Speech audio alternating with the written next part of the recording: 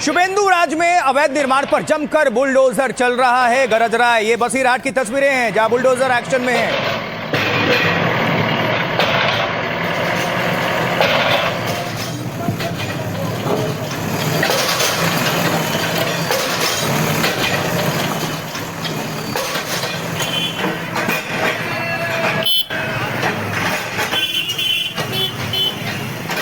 और बसीरहाट ही क्यों, और भी देखिए, ये देखिए जरा, आपको दिखाने जा रहे हैं नॉर्थ 24 परगना। यहां भी बुलडोजर चल गया है। अब ये भी आप देख लीजिए, ये तस्वीर देखिए, नॉर्थ 24 परगना की तस्वीर जहां बुलडोजर गरज रहा है और अवैध जो निर्माण है उसको तोड़ा जा रहा है। नॉर्थ 24 परगना की तस्वीर है। हसनाबाद इलाका है ये। अवैध रूप से यहां कब्जाई गई जमीन पर दुकानें बना ली गई थी, जिनको अब बुलडोजर के जरिए जमींदोज कर दिया गया।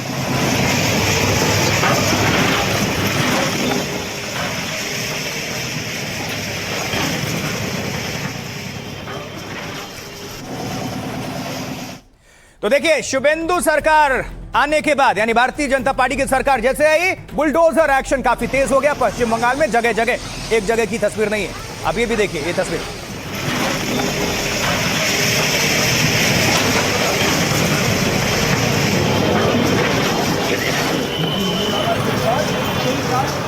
तो आप ये भी बता दें कि अब कोलकाता में 3000 ऐसे अवैध इमारतों पर एक्शन की तैयारी भी शुरू हो चुकी है, जिससे हलचल काफी तेज है। ये अवैध निर्माण को लेकर है।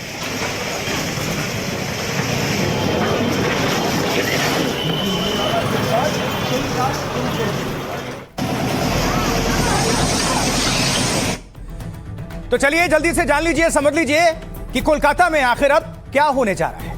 यह बहुत जरूरी है। देखिए, कोलकाता में बड़े बुलडोजर एक्शन की तैयारी शुरू हो चुकी है। नगर निगम की निगरानी सूची में ऐसे 3000 अवैध इमारतें चिन्हित किए गए हैं, शामिल हैं, और इन सब पर बुलडोजर एक्शन का खतरा मंडरा रहा है। इन पर निर्माण नियमों में गंभीर उल्लंघन या अनियमितता का आरोप है और इन इलाकों को नगर निगम ने रेड जोन की सूची में रखा है। इसमें तिलजला है, तपसिया है, इकबालपुर है, खिदियरपुर शामिल है, गार्डन रीच है, मेटिया बुरूज है, बड़ा बाजार है, चितपुर और बाईपास से सटे कई कॉलोनीज शामिल हैं। तिलजला तपसिया बेल्ट में सबसे ज्यादा अवैध निर्माण हुआ है। यहां बने 70% भवन बिना किसी आधिकारिक अनुमति के बना दिए गए हैं। मुख्यमंत्री पश्चिम बंगाल शुभेंदु अधिकारी ने भी यहां कड़े एक्शन की चेतावनी दी है। शुभेंदु ने इन इलाकों का नाम लेते हुए अवैध इमारतों को ऑडिट करने को कहा था और साथ ही ऐसे भवनों की बिजली और पानी सप्लाई काटने के निर्देश जारी किए गए सरकार की तरफ से। दावा है कि उत्तर प्रदेश से 2 दर्जन बुलडोजर पश्चिम बंगाल मंगाए गए हैं। बुलडोजर का यूपी कनेक्शन, 2 दर्जन बुलडोजर यूपी से बंगाल मंगाए गए। पश्चिम बंगाल से बीजेपी सांसद राजू बिस्टा ने यह दावा किया कि शुभेंदु के शपथ ग्रहण के चौथे दिन से बुलडोजर कार्रवाई शुरू हो गई थी और कोलकाता में टीएमसी का दफ्तर और एक क्लॉक टावर गिराया गया। काफी समय पहले इसके अवैध होने की शिकायत पाई गई थी।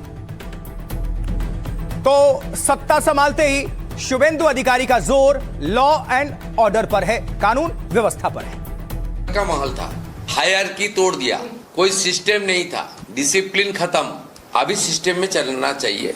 ये हमारी यहाँ हम लोग पूरा ब्रीफ कर दिया पुलिस को। हम लोग सब जो ऑर्डर हम लोग एक हफ्ता में दिया है, regarding slaughter shop, regarding sound pollution, regarding illegal sand coal mine, regarding toll illegal toll plaza, जो दिया है हम सब बताया। हम लोग हड़बड़ी का कोई बात नहीं है। 2 हफ्ता 3 हफ्ता 1 महीना ले लीजिए, शुरू तो करे, शांति से करे, बात करके करे, सबको लाइन में लाइए। कोई हुमजिगली कोई किसी को मकान तोड़ेगी तो उनको कोर्ट जाने लिए, कोर्ट को स्टे ऑर्डर मिलेगी तो रुक जाएगी। कोई इलीगल कंस्ट्रक्शन करके रखेगी तो तोड़ना ही पड़ेगा, तोड़ते हैं, मैं क्या करूँगा। आइन की शासन हमारे पश्चिम बंगाल में नहीं थे। अब आइन की शासन की प्रतिष्ठा किया जाएगा और जो आइन भंगकारी है, those who broke the law, they will be punished according to the law. कहानी यही खत्म नहीं हो रही। देखिए चुनाव के बाद क्या हो रहा है। पश्चिम बंगाल पुलिस ने एक टीएमसी नेता को गिरफ्त में लिया है, गिरफ्तार किया है। चुनाव परिणामों के बाद हिंसा के दौरान गोलीबारी के आरोप में यह गिरफ्तारी हुई थी। आरोप है कि इसने गोलीबारी की थी।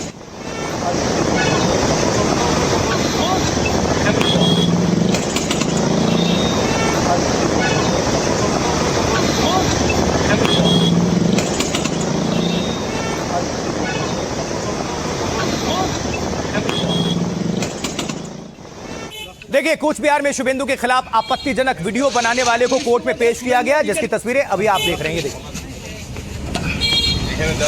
পুলিশকে বলছে শুভেন্দু অধিকারীর উপর হামলার ঘটনায় আপনাদের অ্যারেস্ট করা হয়েছে। কেউ এখানে ছিল না ওই দিন স্পটে। इस शख्स पर आपत्तिजनक वीडियो बनाने का आरोप है। कूच बिहार में आरोपियों की पेशी। শুভেন্দু অধিকারীর উপর হামলার ঘটনায় আপনাদের অ্যারেস্ট করা হয়েছে। কেউ এখানে ছিল না ওই দিন স্পটে। और इसी बीच डीसीपी शांतनु सिन्हा के खिलाफ लोगों ने नारेबाजी कर दी। ईडी ने कल उन्हें गिरफ्तार किया था।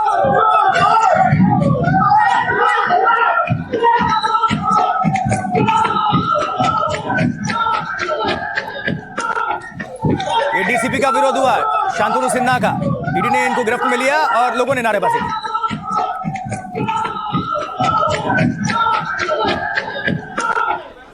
और अब देखिए, ममता बनर्जी के भतीजे यानी अभिषेक के बयान पर एफआईआर दर्ज हो गई है। इस पर बीजेपी और टीएमसी आमने सामने हैं।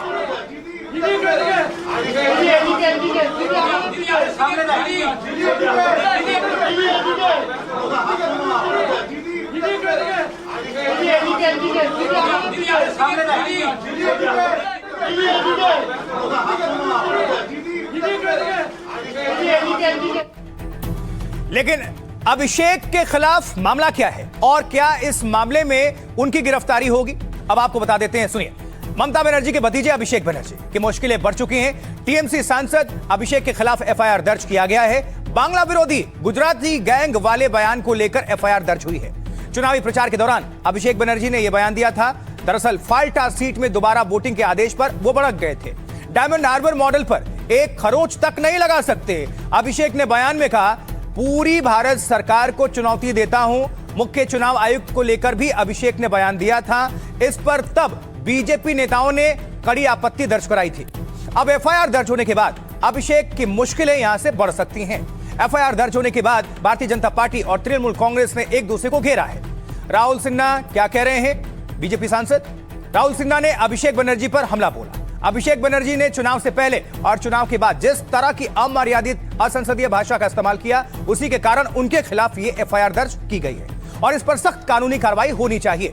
जबकि डोला सेन है टीएमसी की सांसद, वो क्या कह रही हैं? डोला सेन ने जनता और न्यायपालिका पर भरोसा जताया। अंतिम फैसला हमेशा न्याय, सच्चाई और जनता के हाथ में होती है। हमें पूरा विश्वास है कि इस मामले में भी आखिरी फैसला सच्चाई, न्याय और आम जनता के पक्ष में ही आएगा। यानी बीजेपी ने क्या कहा और टीएमसी ने क्या कहा, ये आपको हम बता रहे हैं। अभिषेक के खिलाफ एफआईआर पर अब सियासतदान क्या कह रहे हैं, आइए सुनवा देते हैं उन्हीं की जुबानी। सुनते हैं। जितना अत्याचार अनाचार किया, जिसको गाली दिया, ये चाहे अभिषेक बनर्जी हो, ममता बनर्जी और उनके नेता, उसमें डर के मरे लोगों ने कंप्लेंट नहीं किया था और पुलिस भी नहीं लेता। पुलिस भी तैयार है, जनता भी तैयार है, न्याय हमको दिलाना है सबको और होगा। चुनाव का पहले और चुनाव का बाद जिस भाषा अभिषेक बनर्जी प्रयोग किया, देश का स्वराष्ट्र मंत्री के खिलाफ जैसा भाषा का प्रयोग किया, ऐसा कुभाषा का प्रयोग के लिए उनका ऊपर एफआईआर हुआ। उसका कानूनन कार्रवाई होना चाहिए, छोड़ना नहीं चाहिए। तो लोग को खिलाफ कोई बयान देगी तो उनको खिलाफ कार्रवाई होना चाहिए, इसीलिए एफआईआर हुआ। जांच होगी, कोई गिरफ्तार करने पड़ेगा तो गिरफ्तार होगी। अलग अलग राजनीतिक जो प्रतिक्रिया है वो आप सभी तक हम पहुंचा रहे हैं, लेकिन हर एक तस्वीर भी आप सभी तक पहुंचा रहे हैं। एक और इसी कड़ी में तस्वीर आप सभी तक पहुंचा देते हैं, क्योंकि ये जानना जरूरी है। ये जो अभी आप तस्वीर देख रहे हैं, अब चुनावी हिंसा के बाद टीएमसी की टीम अलग अलग जगहों के दौरे पर है। ये डोला सेन है, हिंसा का जायजा ले रही है, लोगों से मुलाकात कर रही है। तो डोला सेन ने टीएमसी कार्यकर्ताओं से मुलाकात की, हालचाल पूछा है, उसी की तस्वीर देख रहे हैं आप।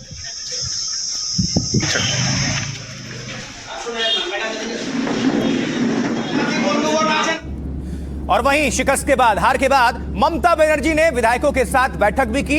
इसमें ममता ने दो टूक कहा कि जिन्हें पार्टी से जाना है वो जा सकते हैं।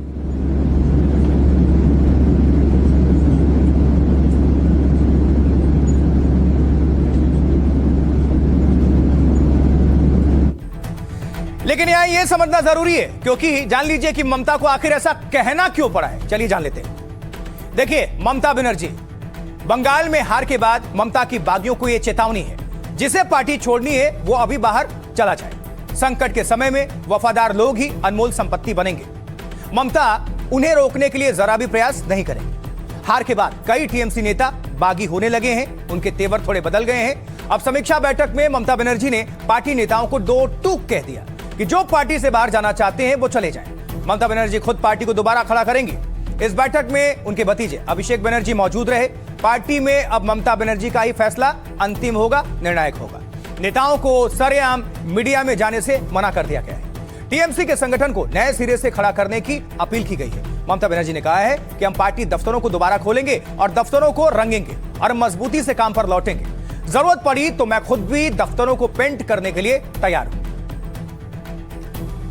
तो ममता के बयान पर भारतीय जनता पार्टी और तृणमूल कांग्रेस का क्या कुछ कहना है, दोनों को सुनते हैं, दोनों पक्षों को, दोनों पार्टियों को। दीदी हमारे ऑल इंडिया तृणमूल कांग्रेस की ऑल इंडिया चेयरपर्सन है पहले दिन से आज तक, तो उसका बात हम मान के चलते हैं। वो ऑर्गेनाइजेशन के बारे में जो बोले हैं वो हमारे सबके लिए बनता है, उसके लिए मेरा फर्दर कोई टिप्पणी नहीं रहेगा। आप दो पैर बढ़ा के रखिए ना, उससे कोई प्रॉब्लम नहीं है, लेकिन आप लोग को लिया नहीं जाएगा। हम लोग ये मतलबी और जिसका लॉयल्टी नहीं होता है, इंटेग्रिटी नहीं होता है, ऐसा कार्यकर्ता को हम लोग लेना नहीं चाहते हैं।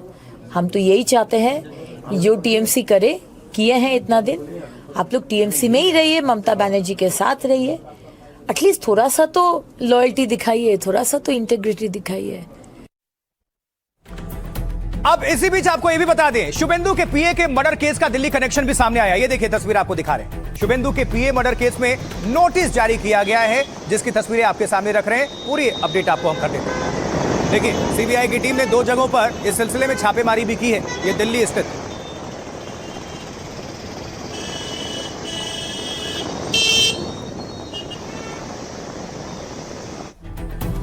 लेकिन सवाल यह है कि कैसे इस हत्या मामले का लिंक दिल्ली से सामने आया। चलिए ये भी जान लेते हैं।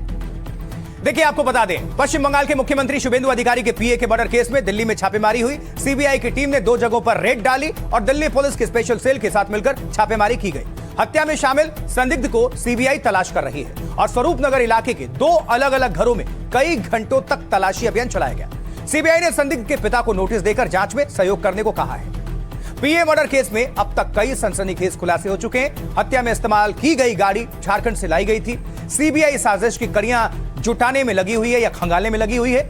3 आरोपियों में से एक मयंक राज मिश्रा ने पूछताछ में खुलासे किए थे कि झारखंड के एक व्यक्ति ने यह गाड़ी बारासात पहुंचाने को कहा था। नॉर्थ 24 परगना के बारासात में ही शुभेंदु के पीए को गोली मारी गई थी और इस हमले में चंद्रनाथ रथ की मौके पर ही जान चली गई थी, मौत हो गई थी।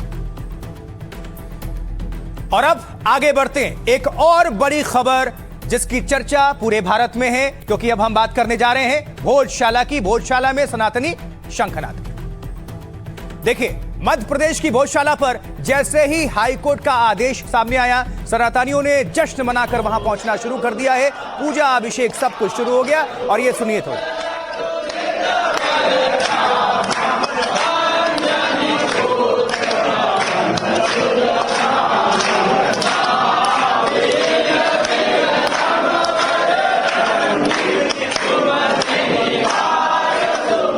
भोजशाला के अंदर की तस्वीरें, हनुमान चालीसा पाठ चल रहा है।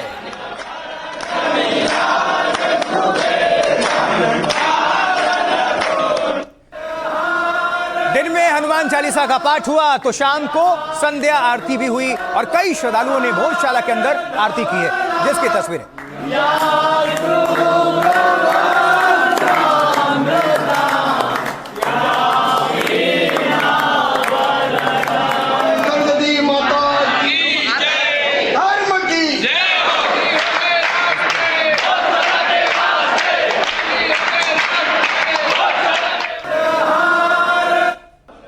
देखिए, दिन भर से बड़ी संख्या में श्रद्धालु भोजशाला में जाकर पूजा अर्चना करते हुए नजर आए। पूजा से पहले महिलाओं ने भी वहां फूलों से सजावट की है, जिसकी तस्वीरें अब आप देख पा रहे हैं, और परिसर को सजाने की तस्वीरें।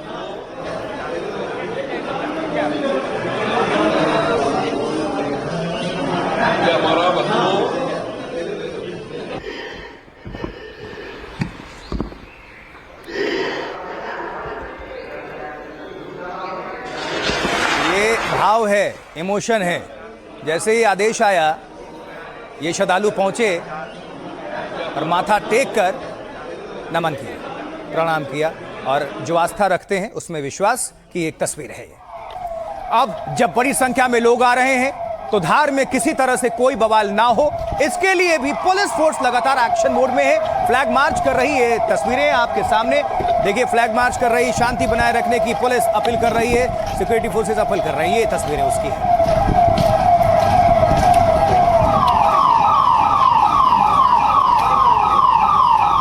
व्यवस्था बनी रहे, निर्मित ना हो, आम जनता अपना रूटीन वर्क, रेगुलर जो रूटीन वर्क कार्य करे वो कर सके, किसी प्रकार का कोई भय ना हो, इस बात को ध्यान में रखते हुए लगातार शहर में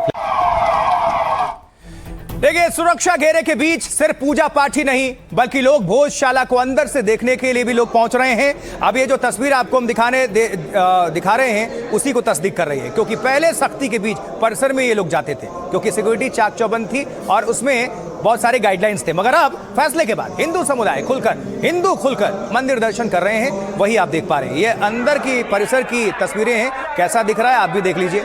लोगों में कितनी खुशी है, आप इनके भाव भंगिमाओं, बॉडी लैंग्वेज, चेहरे से, ये मिठाई बांटने से ये सब कुछ देख सकते हैं। ये देखिए, अब हिंदू इसे सुकून मान रहे हैं, सुकून से निहारने के लिए लोग पहुंच रहे हैं।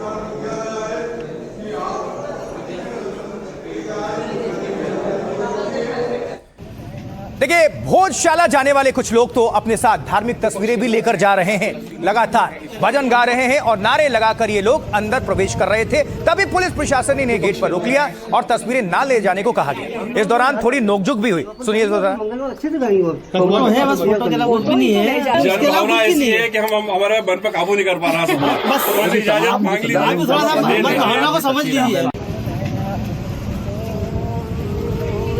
हिंदू पक्ष के लोग हैं, हम आपको तस्वीर में दिखाते हैं। हम लोगों के हाथ बंधे हुए हैं, अपन करेंगे, अपन मंगलवार अच्छे से करेंगे। फोटो है, बस फोटो के अलावा कुछ भी नहीं है। जनभावना ऐसी है कि हम हमारे बल पे काबू नहीं कर पा रहा, बस इजाजत मांग ली। भावना को समझ लीजिए।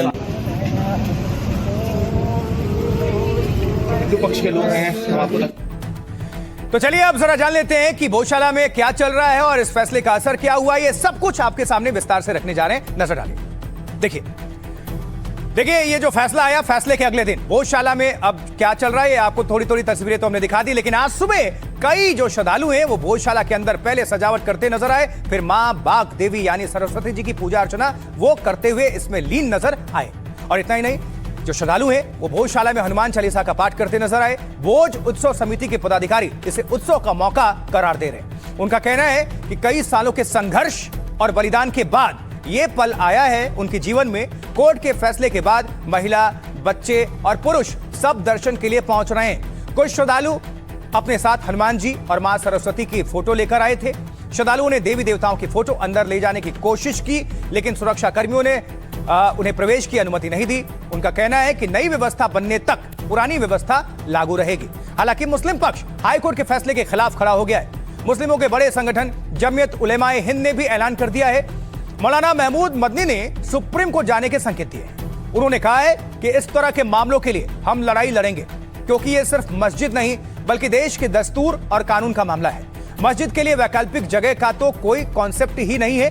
मामला सुप्रीम कोर्ट जाना तय है, इसलिए हिंदू पक्ष ने 2 कैविएट याचिका दायर कर दी है ताकि सर्वोच्च अदालत हिंदू पक्ष को सुने बगैर कोई आदेश ना दे। तो जो भोजशाला अभी पूरे देश में चर्चा का विषय है, केंद्र में है, वो अंदर से कैसे दिखती है और वहां क्या क्या है और वो कौन से सनातनी सबूत हैं जिन्हें देखकर कोर्ट ने इसे मंदिर माना है, उसे समझने के लिए भोजशाला के अंदर से हमारे सहयोगी सुचरिता कुकरेती की एक स्पेशल रिपोर्ट आपके सामने रखा है।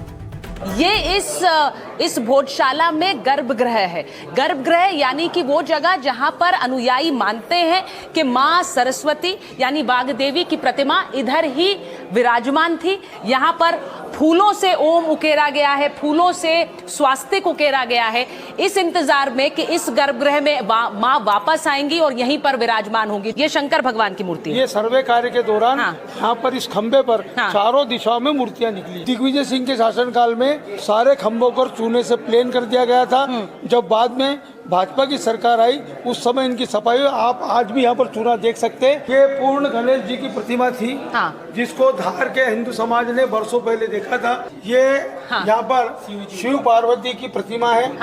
इसको पुरातत्व विभाग ने पूरा कवर्ड करके संरक्षित किया है। ये जो आप देखेंगे ये राम दरबार है। हाँ, राम लक्ष्मण जानकी की प्रतिमा है और यहीं पर उन्हीं के समक्ष यहाँ पर हनुमान जी की प्रतिमा यहाँ पर दबी हुई है। सर्वे कार्य के दौरान जो मशीनों से सर्वे किया गया उसके अंदर ये पाया गया है कि यहाँ पर प्रतिमा है। देखिए, कोर्ट ने भोजशाला को मंदिर माना तो सनातनियों की खुशियां सातवें आसमान पर जा पहुंची, लेकिन मुस्लिम पक्ष इससे नाराज भी हुए। सुनवाते हैं कि महाराज भोज जो भारतीय संस्कृति, भारतीय साहित्य, भारतीय कला के प्रतिपालक माने जाते थे, जिनके सानिध्य में अनेक सांस्कृतिक महाकवि कालिदास युद्ध आश्रय पाए और जिनके माध्यम से भारतीय मनीषा पूरे विश्व में गूंजी, जिस भगवती का उन्हें साक्षात्कार हुआ, दर्शन हुआ, संवाद हुआ, वे सरस्वती जहाँ विराजमान थी भोजशाला में, आज वहाँ भारतीय न्याय संहिता के अनुसार निर्णय प्राप्त हुआ है। ये भी सौभाग्य का विषय है। सब फैसले से तो कैसे इत्तेफाक हो सकता है, उससे तो इख्तलाफ ही है। अब वैकल्पिक जगह का तो कोई कॉन्सेप्ट ही नहीं है जी। जरूरत पड़ेगी ये तो यही लोग फैसला करेंगे, जाना है नहीं जाना। सत्य की जीत हो गई, क्योंकि वो प्रत्यक्ष रूप में कोई भी वहाँ जाके खड़ा होगा तो समझ में आता है कि वो हिंदुओं का मंदिर है। तो भोजशाला हमें मिली है, सत्य की जीत हुई है। सनातन जगत को बहुत बहुत बधाई। भारत के मुसलमानों का नजरिया स्पष्ट कर देना चाहता हूं कि कमाल मौला मस्जिद है और कयामत तक वो मस्जिद रहेगी। मस्जिद के नाम पर किसी से कोई समझौता नहीं किया जा सकता। तो अपनी अपनी राय दोनों पक्षों ने क्या रखी ये आपने सुनी। तो एक तरफ खुशी भी है और दूसरी तरफ सिक्योरिटी भी है। ये दिखाते हैं कुछ तस्वीरें और देखिए सर, ये तस्वीर आप देख रहे हैं, क्योंकि अभी ये मामला जो है सुप्रीम कोर्ट के अधीन है और दहलीज पर ये पूरा मामला वहां खड़ा है। ऐसे में भोजशाला के बाहर कोई तनाव जैसी स्थिति ना हो, इसके लिए भारी फोर्स तैनात। धार एमपी भोजशाला, वहां की सिक्योरिटी क्या है ये आपको दिखा रहे हैं। क्योंकि हमने जैसा आपको कहा कि अभी ये मामला सुप्रीम कोर्ट की दहलीज पर खड़ा है, क्योंकि मध्य प्रदेश हाईकोर्ट ने तो हिंदुओं के फेवर में ये आदेश सुना दिया, क्योंकि सुप्रीम कोर्ट जाने की मुस्लिम पक्ष दलील दे रहा है और हिंदू पक्ष ने कैविएट भी दाखिल कर दी है। और अब दूसरी तस्वीर, क्योंकि ये जो तस्वीर है, अब देखिए पुलिस की गश्ती और बाकी फोर्सेस के वाहन लगातार पेट्रोलिंग कर रहे हैं। ये तस्वीर